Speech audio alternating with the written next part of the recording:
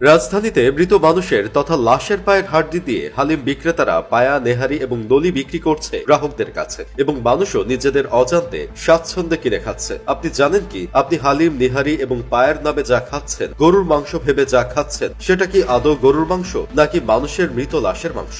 কি বিশ্বাস হচ্ছে না? বিশ্বাস না হলে নিজেই দেখুন। এই হালিম ব্যবসায়ী রাতের আধারে কবর থেকে মৃত লাশ চুরি করে সেই লাশ দিয়ে হালিম তৈরি করত। আপনি যদি ভুল করেও হালিম, নেহারি অথবা এই ধরনের খাবার খেয়ে থাকেন, তাহলে অনুরোধ থাকবে এই ভিডিওটি একবার দেখে নিন, নয়তো আপনিও মানুষের মাংস খেয়ে অতি দ্রুত মৃত্যুর দিকে ধাবিত হচ্ছেন। আজকের ভিডিও আপনার জীবন বাঁচাবে। ভিডিওটি দেখার পর অবশ্যই শেয়ার করে দেবেন। চলুন শুরু করা যাক।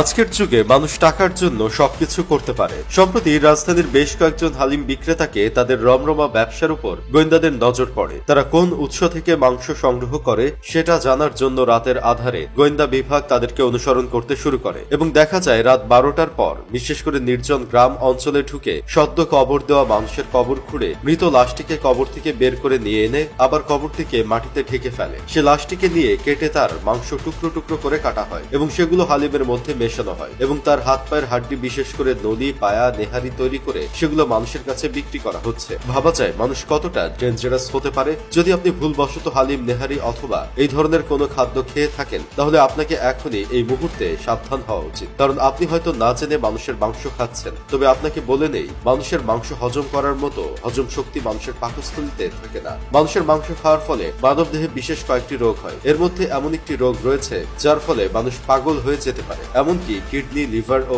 অকেজো হয়ে যেতে পারে। ভাবা যায় এই সমস্ত ব্যবসায়ীরা মৃত মানুষের লাশ উঠিয়ে তাদের মাংসই মানুষকে খাওয়াচ্ছে। শুধু তাই নয়, ভালো করে শুনে নিন, কুকুরের মাংস টুকরো টুকরো করে কেটে এই সমস্ত হালিম বিক্রেতারা হালিমের নামে সাধারণ মানুষকে খাওয়াচ্ছে। আবার কিছু কিছু স্থানে যদি কোনো গরু মারা যায়, তো মরা গরুকে ফেলে দেওয়ার পর রাতের আধারে সেই সমস্ত হালিম ব্যবসায়ীরা সেগুলো সংগ্রহ করে হালিমের সাথে মিশিয়ে বিক্রি করে দেয়। সম্প্রতি বেশ কয়েকটি কবরস্থান থেকে লাশ চুরি হওয়ার ঘটনা ঘটেছে। পরবর্তীতে অনুসন্ধান করে জানা যায় যে এই লাশগুলোকে এই সমস্ত হালিম ব্যবসায়ীরা অধিক মুনাফার জন্য হালিম তৈরি করে মানুষকে খাওয়াচ্ছিল। বন্ধুরা, এই যুগ কলিযুগ। এই যুগে মানুষ টাকার জন্য জীবিত মানুষকে হত্যা করে তার মাংস রান্না করে খেতেও দ্বিতীয়বার ভাবে না। যেমনটা আপনারা প্রত্যেকেই জানেন, চট্টগ্রামের শিবলি সাদিকের নামে এক ব্যক্তিকে হত্যা করে তার মাংস খেয়ে ফেলা হয়েছিল। কেন করা হয়েছিল? টাকার জন্য। তো বুঝতেই পারছেন, এই যুগে মানুষ সবকিছু করতে পারে। তাই আপনার দায়িত্ব এই ভিডিওটি ছড়িয়ে দিন সেই সকল মানুষের কাছে যারা এটা দেখে সচেতন হবে এবং প্রত্যেকেই এই বিষয়গুলো জানার সুযোগ করে দিন।